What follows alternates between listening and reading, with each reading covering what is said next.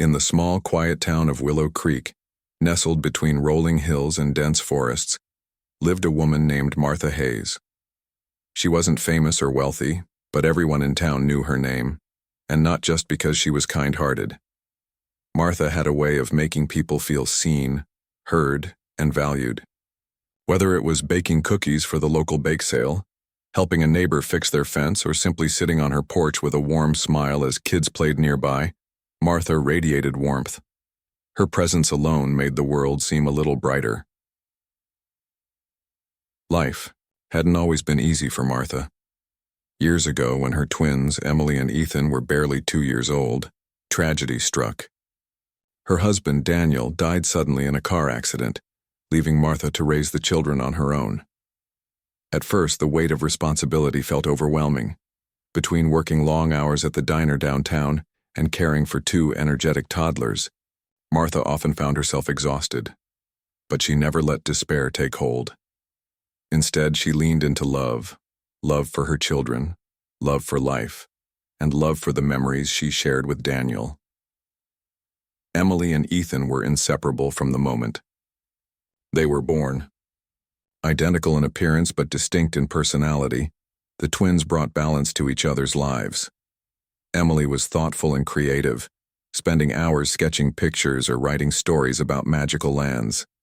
Ethan, on the other hand, was adventurous and bold, always eager to climb trees, explore creeks, or build forts out of whatever materials he could find. Despite their differences, the bond between them was unshakable.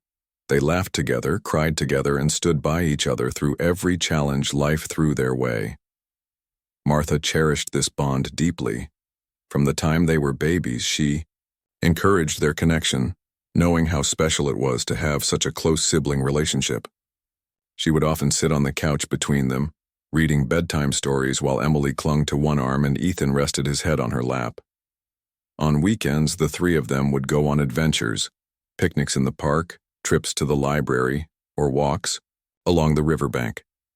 These outings became cherished traditions, moments that wove their lives together like threads in a tapestry. Though money was tight, Martha made sure her children never felt deprived. Birthdays were celebrated with homemade cakes and handmade gifts crafted with care. Holidays sparkled with joy thanks to her resourcefulness and creativity. One Christmas, unable to afford expensive toys, Martha spent weeks knitting matching scarves for Emily and Ethan. When they opened their presents that morning, their eyes lit up, not because the scarves were extravagant, but because they came from her heart. That was Martha's gift. She had a knack for turning simple things into something extraordinary. The community played a big role in their lives too. Neighbors often pitched in to help the Hayes family, whether it was offering rides to school events or dropping off meals during busy weeks. In return, Martha gave back in her own way. She volunteered at the church food pantry, organized fundraisers for families in need, and always had an open door for anyone seeking advice or companionship. People admired her strength and selflessness, qualities that inspired those around her to be better versions of themselves.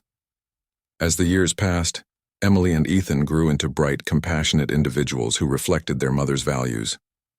Emily excelled in art class, earning praise from teachers for her vivid imagination and attention to detail. Ethan thrived in sports, becoming the star player on his middle school soccer team. Yet no matter how much they achieved individually, they remained united as a trio, a mother and her twin children navigating life side by side. Evenings in the Hayes household were filled with laughter and conversation. After dinner, the 3 would gather around the kitchen table to share stories about their day. Emily might recount a funny moment from math class, while Ethan bragged about scoring the winning goal in practice. Martha listened intently, asking questions and offering encouragement. These ordinary moments, though seemingly insignificant, formed the foundation of their happiness. Life wasn't perfect, but it was theirs, a patchwork quilt stitched together with love, resilience, and countless shared memories. Little did anyone know, however, that fate had plans neither Martha nor her children could foresee. Beneath the surface of their idyllic existence lay a shadow waiting to emerge. For now, though, the Hayes family continued living each day to the fullest, unaware of the storm brewing just beyond the horizon. Their story was far from over, but what unfolded next would leave an indelible mark on everyone who knew them, forever changing the fabric of their small town. It was a Tuesday evening, the kind of day that starts off unremarkable but ends up etched in memory forever. The sky had been overcast all afternoon, and by evening, heavy rain began to fall, drenching the streets of Willow Creek. The rhythmic patter of raindrops against windows created a soothing backdrop for most people settling into their homes after work or school. But for Martha Hayes and her twins, Emily and Ethan, this ordinary evening would turn into something no one could have anticipated. Earlier that day, the twins had participated in their school's annual choir performance, an event Martha wouldn't miss for the world. The auditorium buzzed with excitement as parents, grandparents, and siblings filled the seats. Emily stood nervously at the front of the stage, clutching her sheet music tightly while Ethan sat among the audience members, grinning proudly at his sister. Despite being more inclined towards sports than singing, he always supported Emily wholeheartedly, cheering her on whenever she stepped out of her comfort zone. When Emily's voice soared during her solo, a hauntingly beautiful rendition of Amazing Grace, Martha felt tears welling up in her eyes. Her daughter's talent was undeniable, and watching her shine reminded Martha of how far they'd come since those early days of struggling as a single mother. After the performance, Martha hugged both children tightly, telling them how proud she was. "You two are my greatest treasures," she whispered, planting kisses on their foreheads. Little did she know how prophetic those words would feel in the days to come. The drive home should have been routine. It was a route Martha knew like the back of her hand, the winding country roads leading away from town, the familiar landmarks, marking each mile closer to their cozy little house. But tonight, the weather made everything different. The rain poured relentlessly, turning the asphalt slick and treacherous. Visibility was poor, even with windshield wipers working overtime to clear the deluge. Still, Martha remained calm behind the wheel, reassuring her children when lightning cracked across the sky. Ethan sat in the passenger seat beside her, fiddling with the radio until he found a station playing upbeat songs to lighten the mood. Emily, tucked safely in the back seat, leaned forward to join in their playful banter. They laughed about inside jokes, recounted highlights from the choir performance, and speculated about what snacks awaited them at home. For a brief moment, the storm outside seemed inconsequential compared to the warmth radiating within the car, but fate has a way of intervening when least expected. As they approached a sharp bend in the road, another vehicle appeared suddenly through the downpour. It was speeding, its tires losing traction on the wet pavement.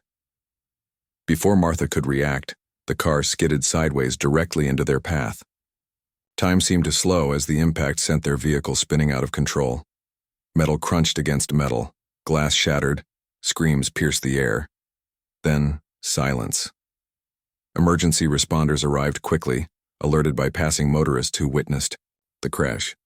Paramedics worked tirelessly under the pouring rain, trying to revive the occupants of the mangled car. But despite their best efforts, it was too late. Martha, Emily, and Ethan were pronounced dead at the scene. News of the accident spread rapidly through Willow Creek, leaving the community reeling in disbelief. How could such vibrant lives be extinguished so abruptly? The following morning, neighbors gathered on porches and sidewalks, exchanging hushed conversations about the tragedy. Parents hugged their children a little tighter, grateful for the gift of having them close. Teachers at the twins' school struggled to hold back tears as they prepared lessons without knowing how to address the gaping absence left behind.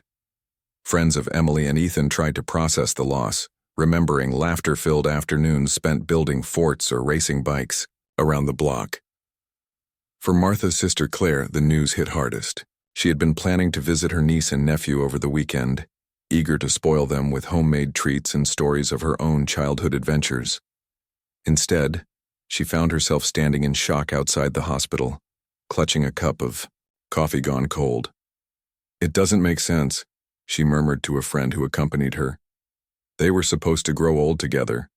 They were supposed to have more time." As word of the accident reached farther corners of the community, Flowers began appearing on the Hayes family's doorstep. Bouquets of every color adorned the porch railing, accompanied by handwritten notes expressing condolences and sharing cherished memories. One neighbor recalled how Martha once shoveled snow from their driveway without being asked. Another remembered Emily drawing pictures for classmates who were feeling down. Someone else praised Ethan for helping carry groceries for an elderly woman living nearby. Each story painted a vivid picture of lives lived fully, even if far too briefly. In the days that followed, arrangements were made for a joint funeral service.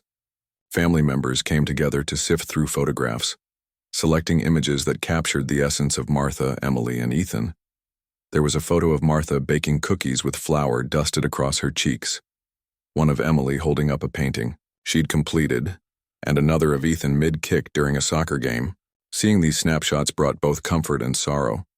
It was impossible not to smile at the joy captured in each frame, while simultaneously grieving the fact that new memories would never be created. Yet amidst the heartbreak, there lingered a sense of awe. Those who knew the Hayes family couldn't help but marvel at the depth of their connection.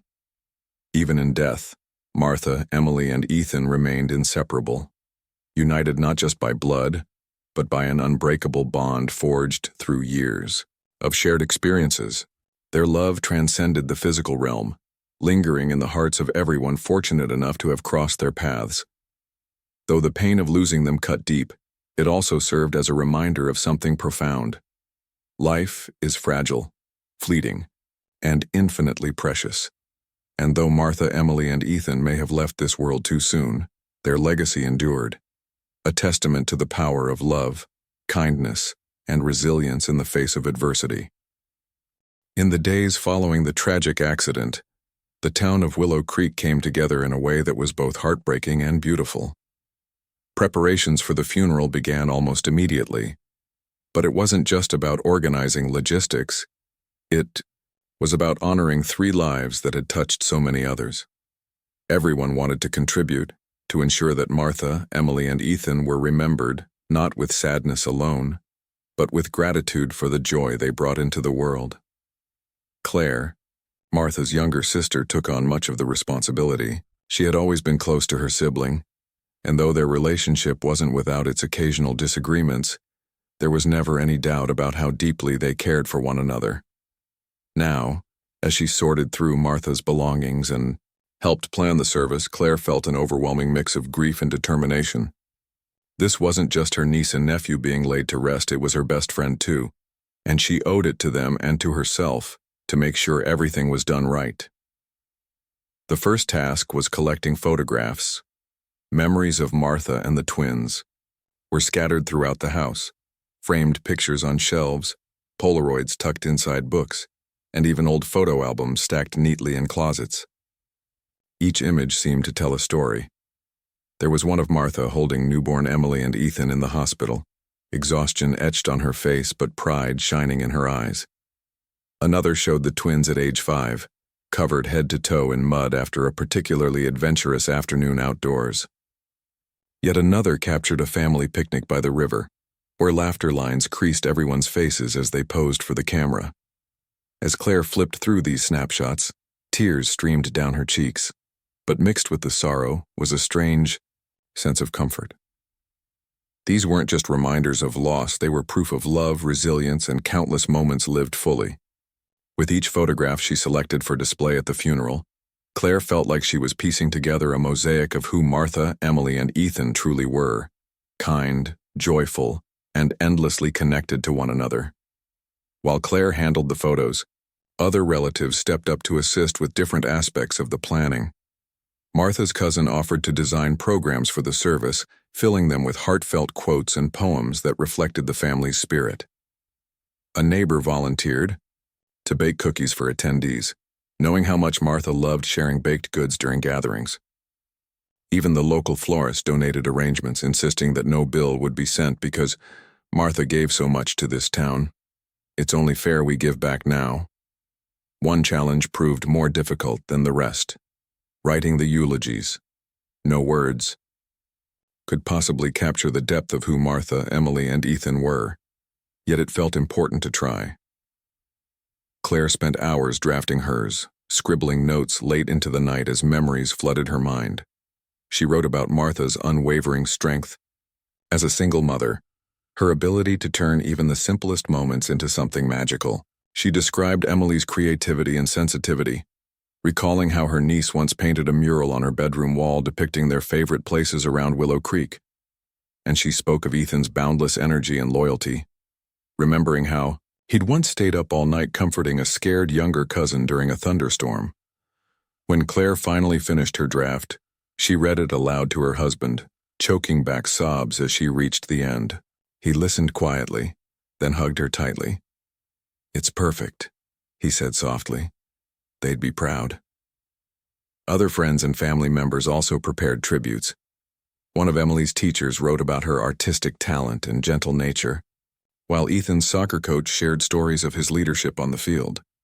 A childhood friend of Martha's recounted how she'd stood by her side during tough times, offering wisdom and support without ever expecting anything in return. Together, these pieces formed a tapestry of remembrance, a collective effort to celebrate lives cut tragically short. Meanwhile, the church where the service would take place became a hub of activity.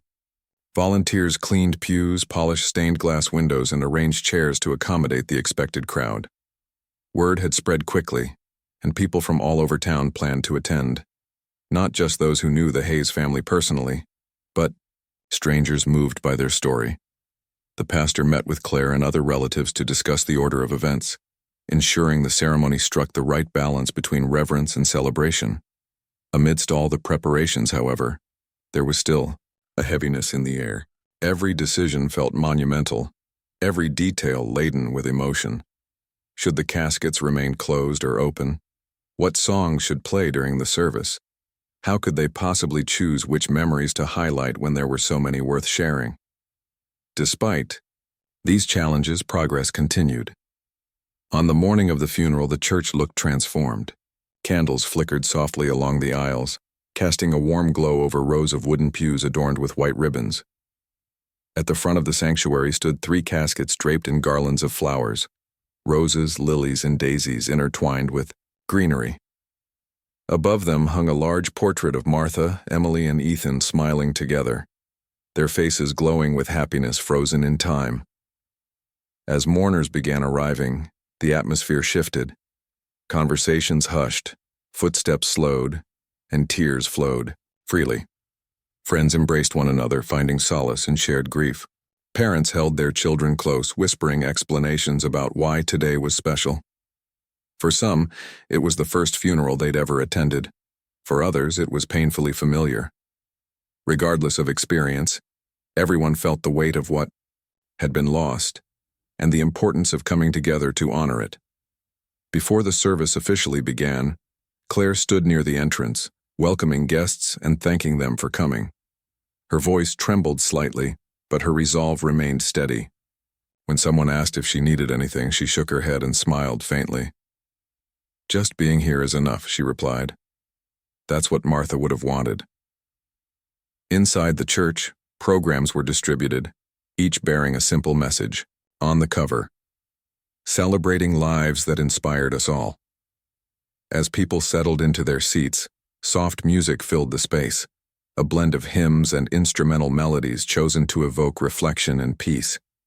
The pastor took his place at the pulpit, pausing briefly to survey the crowded room. Then, with a deep breath, he began speaking.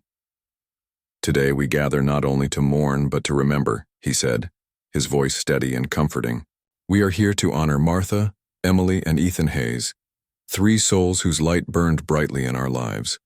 Though their time with us was far too brief, the impact they made will endure forever." His words resonated deeply, setting the tone for what lay ahead. As eulogies were delivered and songs sung, the congregation listened intently, nodding in agreement or wiping away tears. Every story shared added another layer to the portrait of a family defined by love, kindness, and unity. By the time the final prayer was offered, there was a palpable sense of closure. Not an end, but a beginning of sorts. Grief lingered, yes, but so did hope. Hope that Martha, Emily, and Ethan were at peace. Hope that their legacy would continue to inspire and hoped that somehow their bond remained unbroken, even beyond the veil of life itself. As the preparations for the funeral continued, Claire found herself drawn back to Martha's house. It wasn't just nostalgia or grief that pulled her there. It was a sense of duty. She knew she needed to gather more personal items to include in the service. Perhaps another photograph, a favorite book of Emily's, or one of Ethan's soccer trophies. But as she walked through the familiar rooms, memories flooding her mind with every step, something unexpected caught her attention. In Noor, the living room where sunlight streamed weakly through rain-speckled windows, Claire noticed a small wooden drawer tucked beneath an end table. It was unassuming, a plain box slightly faded from years of use, but something about it felt significant. Maybe it was the way it seemed out of place, almost hidden, as if it had been deliberately set aside. Or maybe it was intuition, that quiet voice inside telling her this drawer held more than old receipts or forgotten trinkets. With trembling hands, Claire opened it. Inside, nestled among scattered paper clips and rubber bands, lay a single envelope. Its surface was smooth, untouched by time, and written across the front in neat cursive letters were the words, "To whoever finds this." Her breath caught in her throat. The handwriting was unmistakably Martha's, but the tone, so deliberate, so final, sent shivers down her spine. Slowly, she picked up the envelope and turned it over in her hands, debating whether to open it. For a moment, Claire hesitated. Was this meant for someone else? Should she respect Martha's privacy even now? But curiosity outweighed caution. Whatever was inside might offer insight into Martha's thoughts, her hopes, or perhaps even guidance for those left behind. Taking a deep breath, Claire carefully slid her finger under the seal and unfolded the letter within. The first few lines confirmed what she already suspected. This was no ordinary note. Martha had written it weeks before the accident, though how she could have anticipated such tragedy remained unclear. The letter began simply enough, addressing whoever might stumble upon it after her passing. Yet as Claire read further, the words grew increasingly profound and unsettling. "I don't know why I'm writing this," Martha confessed early on. "Maybe it's because I've been having dreams lately. Dreams where I see myself reunited with my children, not here, not in this life, but somewhere beyond, somewhere peaceful." Claire paused, her eyes scanning the sentence again. Dreams? Reunited with her children? At first glance, it sounded like poetic musings, the kind of thing anyone might jot down during moments of introspection. But as she continued reading, the tone shifted.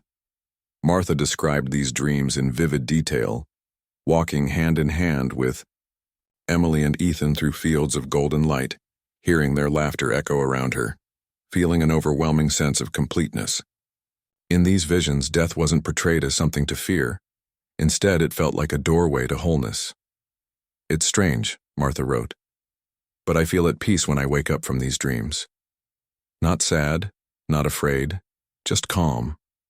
Like I'm being prepared for something inevitable." Claire's heart raced as she absorbed each word. What did Martha mean by inevitable? Had she somehow known her time was limited? Or was this simply her way of coping with the uncertainty of life? The question swirled in Claire's mind, making it difficult to focus. Still, she pressed on, determined to finish the letter. Midway through, Martha shifted gears, addressing her loved ones directly. "If anything happens to us," she wrote, "please don't grieve too deeply. Know that we are finally whole again. That's all I've ever wanted, for my children and me to be together, safe and happy, no matter where that may be." Tears blurred Claire's vision as she reached the final lines. The phrase, "finally whole again," echoed in her mind, carrying a weight that was both heartbreaking and strangely comforting. How could Martha have known? How could she have foreseen the unimaginable? When Claire finally lowered the letter, her hands trembled. For several minutes she sat motionless, staring at the page as if hoping it might reveal answers she couldn't yet comprehend. Then, slowly, she folded it back into the envelope and placed it gently on the table. She needed to share this with the rest of the family, not because it provided closure, but because it raised more questions than it answered. That evening, gathered around the kitchen table in Claire's home, the extended Hayes family listened intently as she read the letter aloud. The room fell silent afterward, the gravity of Martha's words hanging heavy in the air. No one spoke immediately. They simply exchanged glances, searching for meaning in what they'd just heard. She must have had some kind of premonition, one relative suggested softly. Maybe she sensed something was coming. Another shook their head. Or maybe it's just coincidence. People think about death sometimes. It doesn't mean they know it's going to happen. But Claire wasn't convinced either explanation fully captured the significance of the letter. There was something deeper here, something almost otherworldly. Whether it was fate, faith, or sheer chance, Martha's words hinted at a connection between her and her children that transcended logic. And now, sitting among those who loved her most, Claire realized they weren't just planning a funeral. They were piecing together a mystery. As the discussion continued, one thing became clear. The letter would need to play a role in the service. Not only did it shed light on Martha's innermost thoughts, but it also offered a glimpse into the bond she shared with Emily and Ethan, a bond that seemed unbreakable, even in death. Including it in the ceremony felt like the right thing to, but a way to honor not just their lives, but the love that defined them. By the time everyone left that night, Claire felt emotionally drained yet oddly resolved. The discovery of the letter added another layer of complexity to an already devastating situation, but it also brought clarity. Martha hadn't just been a mother or a sister or a friend. She was someone who believed in something greater, something eternal. And while the pain of losing her and the twins was still raw, there was solace in knowing that somehow they were exactly where they were meant to be. As Claire climbed into bed later that night, the letter resting safely on her bedside table, she whispered a quiet prayer. "Take care of them wherever they are," she murmured. "And thank you for letting us know they're finally whole again." The letter Martha had written weeks before her passing became the centerpiece of conversations in the days leading up to the funeral. It wasn't just a piece of paper. It was a window into Martha's soul, revealing thoughts and emotions she had kept hidden from even those closest to her. Family members passed it around, reading and rereading its contents, each person drawing their own meaning from the words. Some saw it as proof of Martha's deep connection to her children, a bond so profound that it transcended life itself. Others interpreted it as a message of hope, a reminder that love endures beyond death. Claire, still grappling with the weight of what she'd uncovered, decided to share the letter during the funeral service. She believed it was too important to keep private. It needed to be heard by everyone who had known and loved Martha, Emily, and Ethan. But sharing such an intimate document also meant exposing raw emotions, both for herself and the audience. As much as she wanted to honor her sister's wishes, Claire couldn't shake the nervous energy building inside her. Would people understand? Would they find comfort in Martha's words, or would it only deepen their sorrow? On the morning of the funeral, Claire stood backstage at the church, clutching the envelope tightly in her hands. Her palms were clammy, and her heart pounded like a drum. She had rehearsed what she would say dozens of times, but now, standing mere moments away from stepping into the spotlight, doubt crept in. What if the letter sounded strange or cryptic to those unfamiliar with Martha's personality? What if it raised more questions than it answered? When the pastor called her name, signaling it was time for her to speak, Claire took a deep breath and walked toward the podium. The room fell silent as all eyes turned to her. For a brief moment, she felt overwhelmed by the sea of faces staring back, friends, neighbors, teachers, classmates, all united in grief and curiosity. Then, summoning every ounce of courage, she began. "Before I start," Claire said, her voice trembling slightly, "I want to thank each of you for being here today. Your presence means everything to our family. We've lost 3 incredible souls, Martha, Emily, and Ethan, but we're not alone in remembering them. They touched so many lives, and today we celebrate that." She paused, glancing down at the envelope in her hands. "A few days ago, while going through some of Martha's belongings, I found something unexpected. A letter she wrote, addressed to whoever might find it after her passing. Claire held up the envelope, showing it to the congregation. Murmurs rippled through the crowd, soft whispers of surprise and intrigue. I didn't know whether to open it at first, Claire continued, her voice steadying as she spoke. But when I did, I realized this wasn't just a note, it was a glimpse into Martha's heart. She wrote about dreams she'd been having, visions of reuniting with Emily and Ethan in a place beyond this world. She talked about feeling at peace, even though these dreams hinted at something inevitable. Claire paused again, letting the words sink in. Across the room, tears streamed down cheeks, and heads nodded slowly, as if people understood instinctively what she was saying. She unfolded the letter carefully and began reading aloud. To whoever finds this. I don't know why I'm writing this, but lately, I've been dreaming of a place where I'm reunited with my children. It's beautiful there. Fields of golden light, laughter echoing all around us. When I wake up, I feel calm, like I'm being prepared for something. If anything happens to us, please don't grieve too deeply. Know that we are finally whole, again. That's all I've ever wanted. For my children and me to be together, safe and happy, no matter where that may be. As Claire finished reading, the room remained utterly silent. Even the faint hum of rain against the windows seemed to fade away. People sat frozen, absorbing the weight of Martha's words.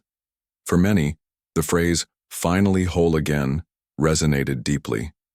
It encapsulated everything they already knew about Martha and her twins, their unbreakable bond, their shared laughter, their unwavering support for one another. To think that Martha might have sensed their fate beforehand added a layer of mystery and wonder to their story. After a long pause, Claire set the letter down and looked out at the congregation. I don't pretend to understand how or why Martha wrote this, she admitted, her voice cracking slightly. But I do believe it gives us a glimpse into her faith, her love, and her hope. She wasn't afraid, not for herself, and not for her children. And maybe, just maybe, that's because she knew they belonged together no matter what. Her final words hung in the air, lingering like a gentle breeze. Slowly, applause began to ripple through the crowd, not loud or raucous, but heartfelt and reverent. People clapped not because it marked the end of Claire's speech, but because her words and Martha's had moved them profoundly. In that moment, the atmosphere shifted. Grief was still present, of course, but it mingled with awe and gratitude. Martha's letter had transformed the narrative of loss into one of unity and eternal connection. Later, as mourners filed out of the church, conversations buzzed with reflections on the letter. One woman approached Claire, tears streaming down her face. That was beautiful, she said softly. It made me realize how strong their bond really was. You can tell they're together now, wherever they are. Another man, a neighbor who had known Martha for years, nodded in agreement. She always had this quiet strength about her, he said. Reading that letter, it's like she knew something we didn't, something bigger than all of us. Even the younger attendees, friends of Emily and Ethan, found solace in the revelation. A classmate of Emily's hugged Claire tightly, whispering, I'll never forget your niece and nephew, or your sister. They were amazing, and I think they'll always watch over us. As the day wore on, the impact of Martha's letter became undeniable. It wasn't just a personal memento. It had become a symbol of hope for the entire community. People left, the funeral carrying not only sadness but also a renewed appreciation for the power of love and the mysteries of life and death. Though unanswered questions lingered, there was comfort in knowing that Martha, Emily, and Ethan were exactly where they belonged, together, whole, and at peace. For Claire, sharing the letter had been cathartic. While the pain of losing her sister and niece and nephew remained sharp, she felt a sense of purpose in honoring Martha's legacy.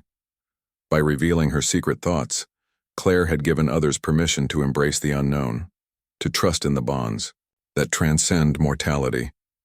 And as she stood outside the church watching the rain soften into a drizzle, she whispered under her breath, Thank you, Martha. Thank you for reminding us that love never truly ends.